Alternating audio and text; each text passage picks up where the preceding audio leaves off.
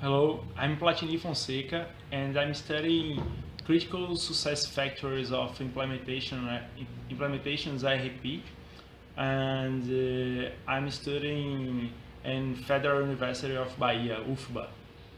Hi, I'm Adriano Rocha. I'm a student in Federal University of Bahia in PhD program in administration. Hi, my name is Emmanuelle Daltro. I'm studying social media in the public sector in the Federal University of Bahia, UFBA.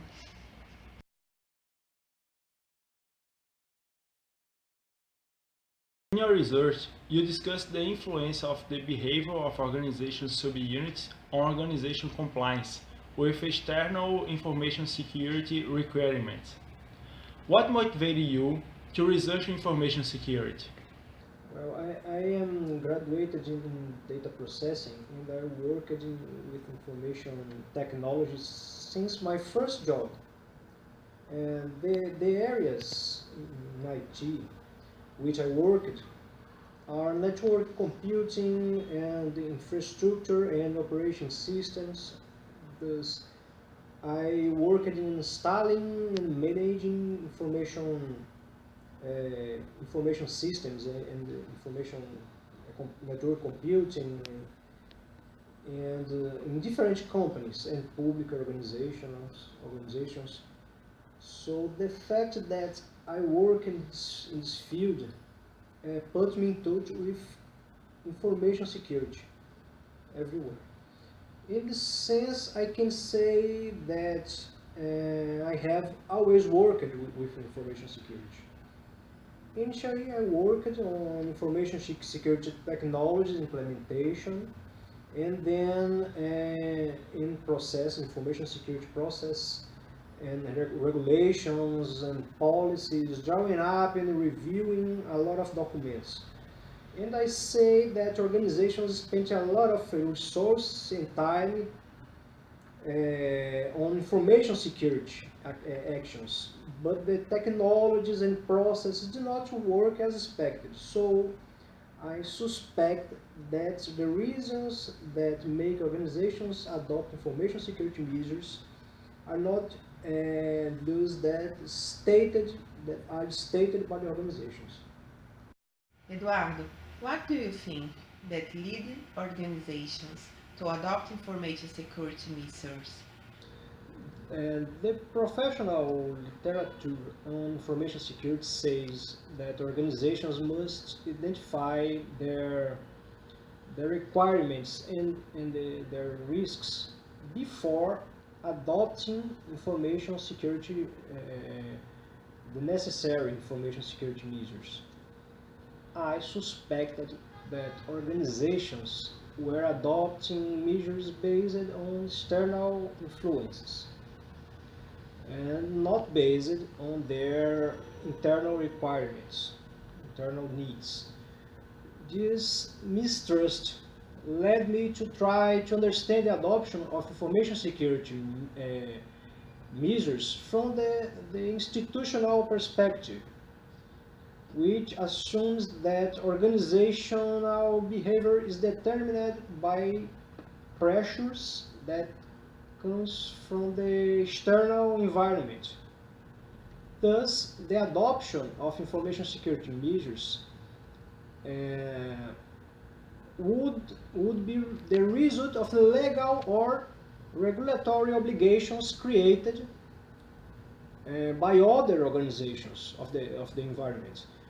From this perspective also, adoption could be the result of the imitation, the mimicry of experience by prestigious organizations of the environment, or a result of the professionalization of information security field,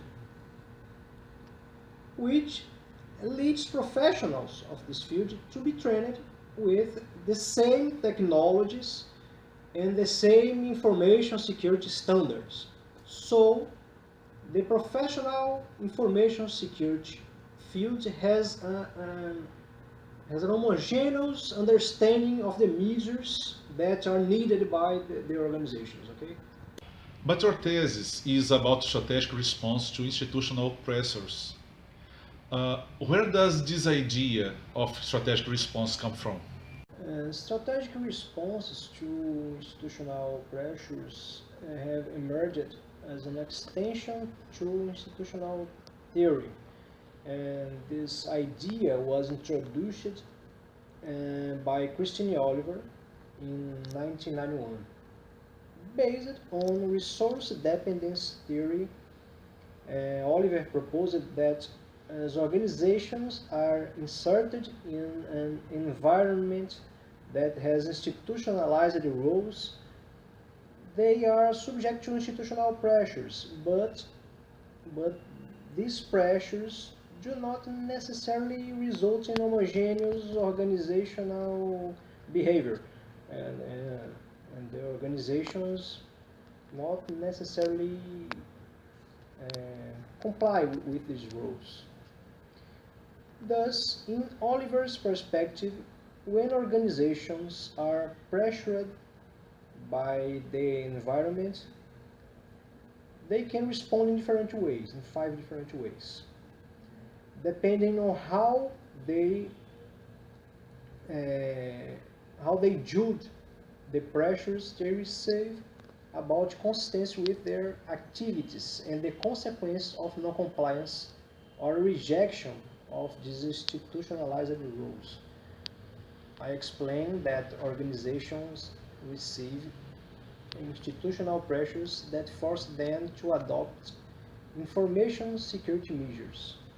But these measures may not be considered insecure, or may be considered insecure or inappropriate to organizational activities and goals.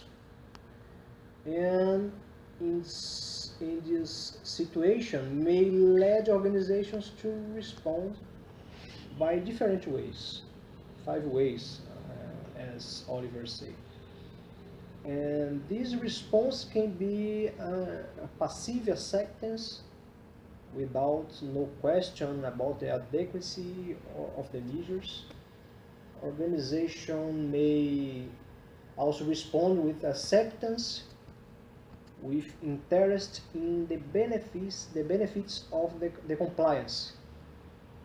Organizations may also avoid the adoption because the measures are not appropriate with their goals or activities, and organizations may pretend to adopt to get the benefits of adoption without actually adopting the measures.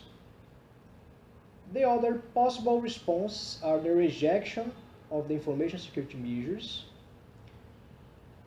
and the use of the power of the influence over the institutional resources, institutional sources of pressures to extinguish, to eliminate, or to change the information security measures. Okay? Eduardo, what are the implications of this response on our organization's information security actions? When responding with acceptance, an organization conforms to the requirements of the institutional environment. Considering that the adoption of measures is necessary to have information security, compliance is expected to make organizations information secure, to put informations in security. And the rejection of information security measures will put the organization at non-compliance, and the information and assets may be unsafe. If adoption of information security measures is only superficial, the compliance is only apparent, only superficial too, and the information may not be secure. What is the subunit's influence on organizational information security? Subunits have relative administrative autonomy. They have pressures from their environment and central administration to adopt and institutionalized rules. And the administrative autonomy of subunits give them the ability to respond to the pressures according to their own needs. About information security, organizations formalize structures, policies, and rules in response to pressures from their own environment, institutional environment. So organizations expect subunits to behave according to information security regulations and policies. However, the measures may be considered inadequate to some of all subunits, some or all of the subunits of the organizational subunits. So I understand that subunits respond to different institutional pressures from the environment and the central administration according to their own interests. In this way, they can accept, reject, or adopt in a superficial way, superficially, the pressures. So passive or interested acceptance leads the subunits to adopt the measures required by the environment and the organization. Adoption puts organization in compliance with external requirements. If subunits pretend to adopt the required measures, the organization will be in superficial compliance, which, in institutional perspective, we call ceremonial compliance. If the subunit rejects the measures, the organization will be in a ceremonial conformity too, because the organization adopts policies, regulations, and organizational structures. So the subunits are not in compliance with them. If one or more subunits have some power over the central administration, the headquarters of the organization, it can requires organization regulations, requires that organizational regulations and policies to be changed in accordance with their own interests. In this case, the organization may become non-compliant as a result of these changes. My research shows that autonomy and geographic distance between administration of the organization and subunits have little influence on the subunits' responses, but their responses are based on their own interests, okay? And the organization compliance is, in this case, ceremonial. Information security must be understood, considering subunits and organizational needs and their judgments about measures they are required to adopt. And their response can be determined, can be, say, the adoption and compliance, how the organization will adopt and comply, and if the organization will be compliant with the external requirements of the organization. Okay. Was there something you did not address in your thesis that you think is important to study? Yes, and there are some issues that need more attention. For example, I have not explored the potential conflicts between environmental pressures and the central management pressures on the subunits.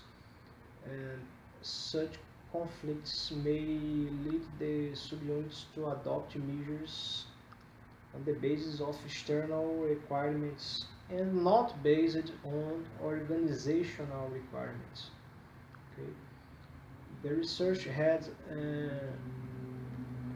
a greater focus, a greater seeing about the relationship between the central administration and the subunits. In this way, the relationship between the institutional environment and the subunits has been in the background.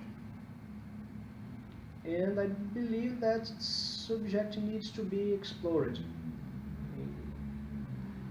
And I also addressed only the subunit relationship with the central administration, and I think that other research may have a greater focus on people's responses to the pressures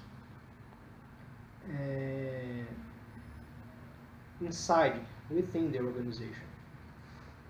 This pressure can be from the central administration, from the subunit, or the institutional environment. Also, issues such as organizational culture and the power between subunits and central administration, and the legitimacy of the subunit must be explored in other research too.